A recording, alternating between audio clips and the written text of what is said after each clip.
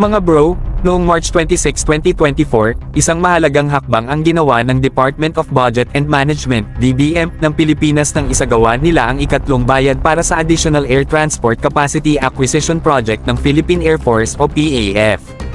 Ang proyektong ito ay hindi basta-basta dahil ang bayad na ito ay bahagi ng MYOA o Milestone of Yearly Obligational Authority para sa pagbili ng tatlong C-130J Super Hercules Tactical Transport Aircraft mula sa Lockheed Martin. Hindi biro ang mga hakbang na ito mga bro, dahil ang mga eroplano na ito ay inaasahang darating simula 2026, at magdadala ng malaking pagbabago sa kapasidad ng ating hukbong himpapawid. Ang Philippine government ay nag-contribute na ng higit 50% ng kabuoang halaga ng proyekto, isang malinaw na indikasyon na seryoso tayo sa pagpapalakas ng ating Air Force. Ito'y isang malaking commitment na nagpapakita ng dedikasyon ng ating pamahalaan sa pagsuporta sa PAF upang maging handa sa anumang hamon.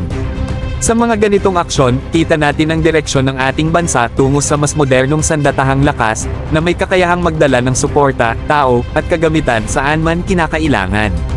Sa tuloy-tuloy na pag-usad ng proyektong ito, inaasahan natin na magsisimula na rin ang PAF sa mga kinakailangang paghahanda, kasama na ang pagsasanay ng mga piloto at maintenance personnel.